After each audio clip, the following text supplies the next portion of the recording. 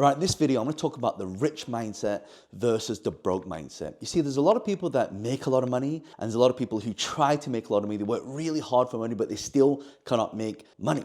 So why is that? It's because of your relationship to money, and it's the difference between the rich mindset and then the broke mindset. So I've got some notes here, and I'll share this with you. The first one is the rich mindset is how do you see failure? It's the perspective on failure. Like rich people, when something happens to their life, they're like, oh my God, this is a failure, but it's a stepping stone to where they want to be. Whereas people who have a broke mindset, they kind of hit this failure and that kind of stunts their growth and it stops them from proceeding to the next level. And if you look at where your perspective lies in that, the reason why rich people get richer and the poor get poorer is because rich people can keep moving forward. They have grit, they have determination, and it's the perspective they have on it. You know, most billionaires have either become bankrupt or had a lot of failed businesses before they start achieving that next level. So the first one is you got to really make sure you have the different perspective on failure. Another thing that we've realized with people who are rich versus broke mindset is having the difference between investment versus spending.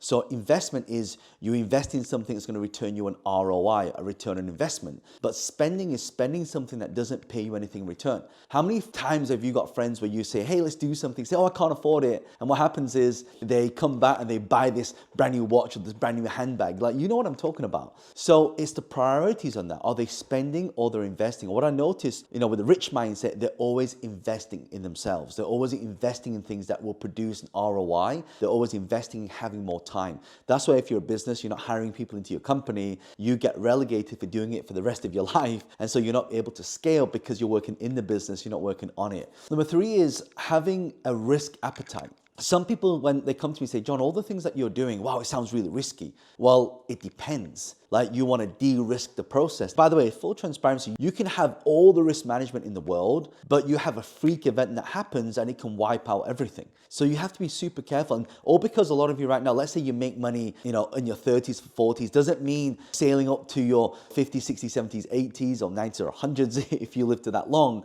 It may not be a smooth sailing ship because the money game changes all the time. The rules change all the time. People say, well, John, I want to make $1 million, but I don't want to invest anything. Or, John, I want to create this profitable business, but I don't want to work in the business. So here's the problem with that. Whenever you are trying to get big results without putting any effort in, like that's like saying, oh yeah, I just want to not go to the gym and I want to get a six pack. Right? So you can't think like that. Like the rich mindset is always having that flair, having that way of creating the risk appetite. And when you get into it, it's not a risk because you have de-risked it as much as you can. That's what I say. If you look at all the most successful people in the world, a lot of my friends know some of these big entrepreneurs and we're having a conversation and they were telling me, John, one thing that I've learned from all these people is that they have this de-risking process. Whatever business they go into, they try and do as much de-risking as possible before they actually get into it. So that way they have a probability of it becoming more successful. Fourth thing is you got to start learning and growing. Like the rich mindset are always learning and growing. The broke mindset is they see it as a chore. So every single day, you know, when I'm doing the school run, I'll put on an audio book. And at least once a week, I'll have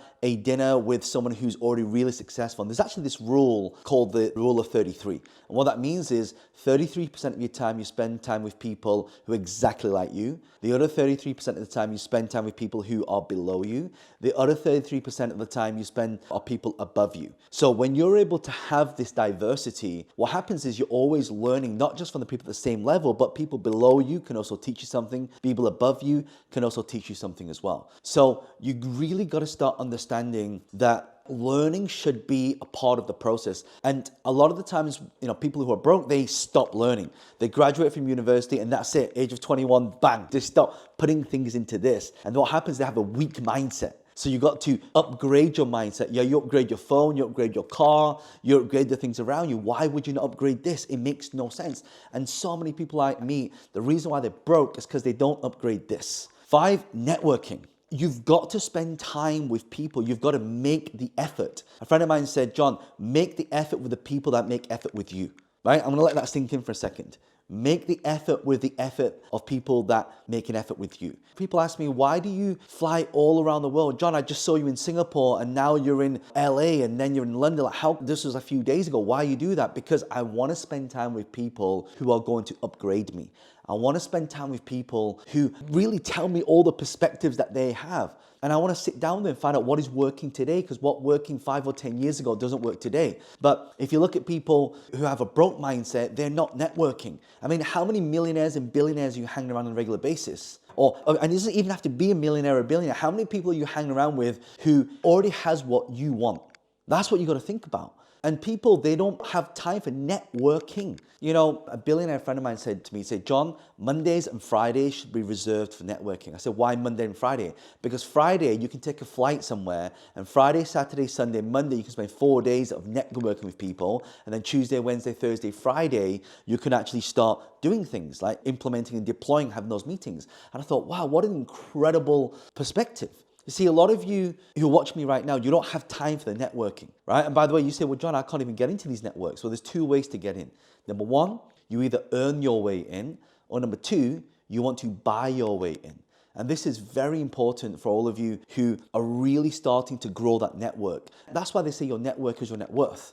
And the reason why people are broke is because their broke mindset says, I don't want to go there. I'm not going to fly halfway around the world to meet that person. I'm not going to stay in traffic for 3 hours to meet that person. Well, how do you know? I'll give you an example. I just got back off a trip, so I traveled to Dubai, then I traveled to Malaysia, and I didn't spend much time with my family.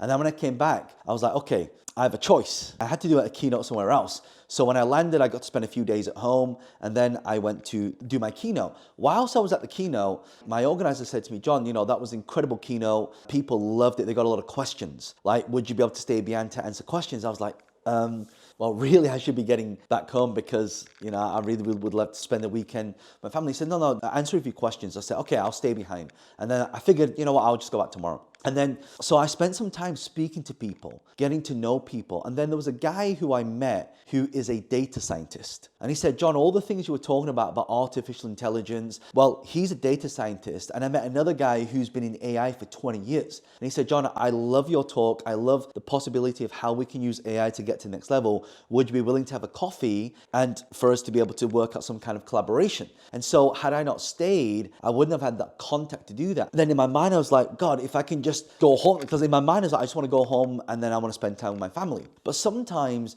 there's opportunities that arise, and it just turned out actually that when I called home and I spoke to my wife, I found out that my wife, my daughter, they had a little class somewhere. So even if I went home, they'd not be there. So it kind of worked out okay. But here's the thing about serendipity. These things happen for a reason. Right? And networking, you just never know who you're going to meet. I'll give another example. I was in Toronto and my MD says to me, we should do a investor dinner. When she said do an investor dinner, we should attend one. And my schedule was so busy. I was doing back-to-back podcasts, I had meetings, I did medias. Like, God, I don't have time for this. And she said, just trust me on this. So we showed up, and sure enough, there was 10 people sat around the table. One guy had a fund of about 250 million. Another one had one for 100 million. And they were talking about longevity and the longevity space. And had I not been there, I would have not figured out all this longevity play. And by the way, just FYI, you should all be researching a lot of longevity stuff. This huge thing you probably start seeing that's coming right now. But the networking is probably, if I can say this to you, it is the most important part of life. It's not who you know, but it's also sometimes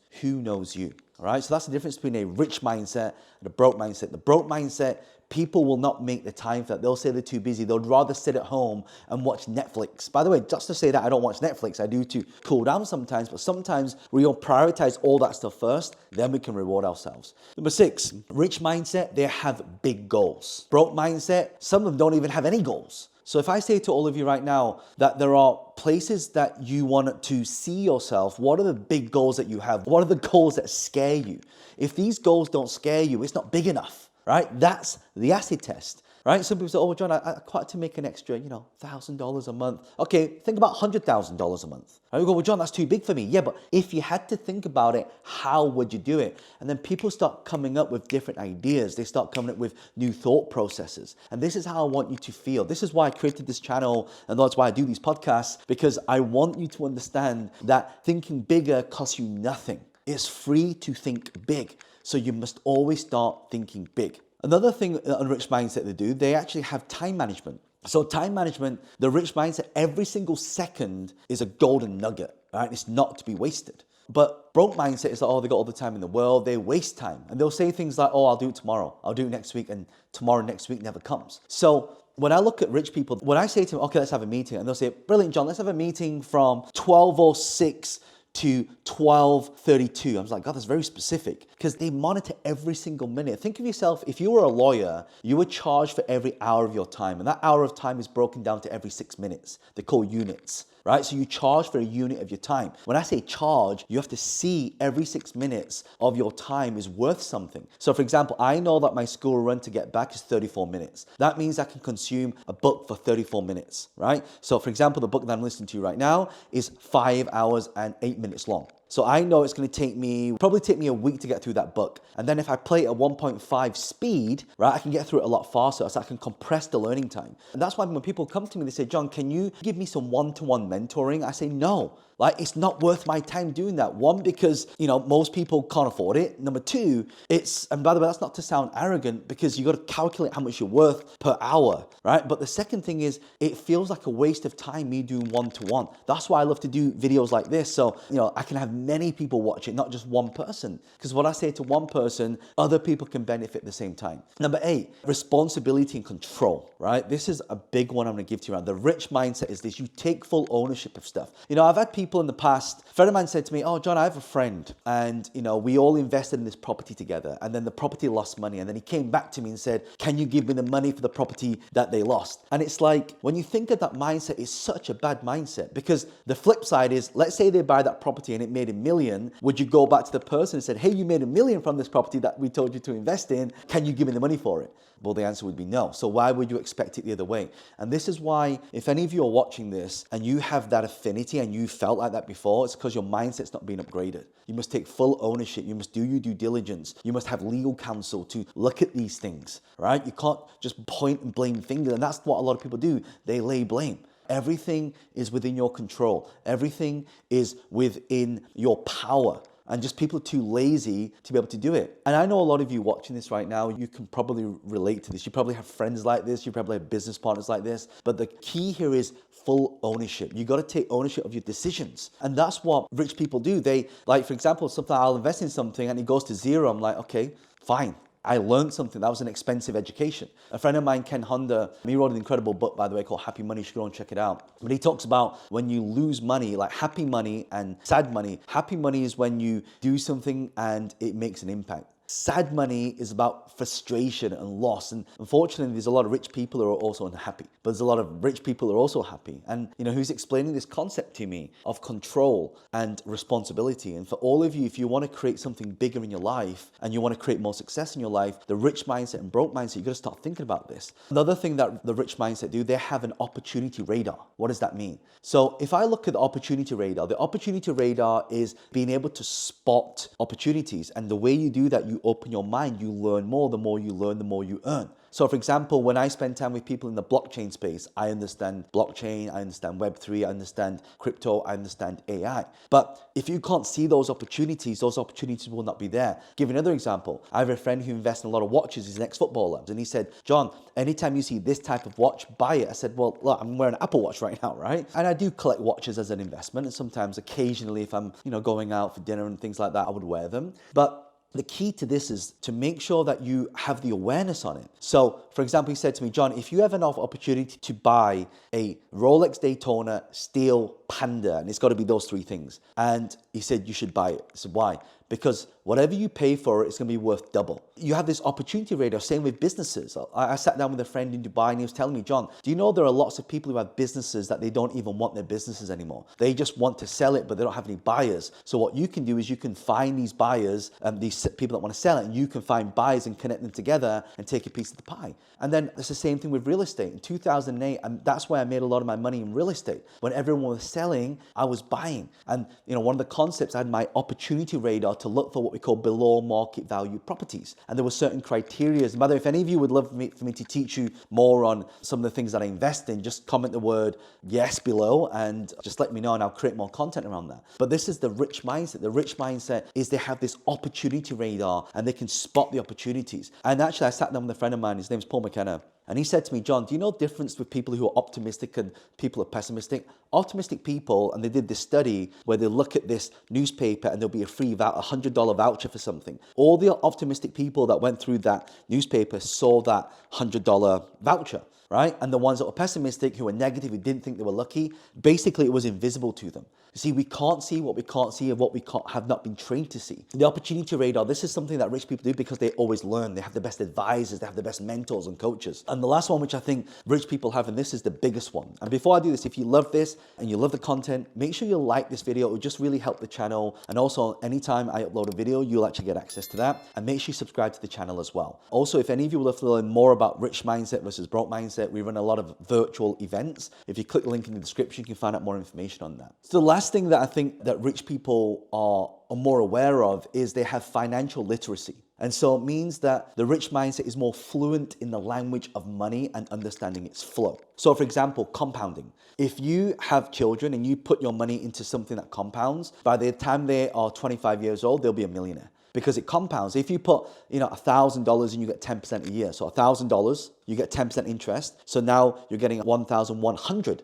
right, interest on the next year, and then it compounds. So they just understand it. Broke mindset, they treat financial literacy like a foreign language, and they just invest in things without educating themselves. That's why still till today's market, I always learn things. I always want to be around the best people. I want to hang around the best people. I want to do things. And that's why I'm willing to fly around the world to meet people. I call these breakfast meetings. And these breakfast meetings, God, these 2 to 3 hour breakfast meetings with people has really given the knowledge to be able to learn all about money, learn about investing, learn about how people are doing things. But I want you to understand that without this rich mindset, and this is how rich people think, this is why they're rich. And you can see all these things on why that's so possible. I really hope you got a lot of value from this as well. What I'll also do, I'll link a video at the end to show you what are some of the new business models that can really help you this year as well. And if you have any questions whatsoever, if you have any stories that you'd love to share, I'd love you to share these with me in the comments, and I'll personally come in and answer any questions you've got. But I'd always love to see your interaction, and I look forward to seeing you very, very soon. Bye for now. Check out this video.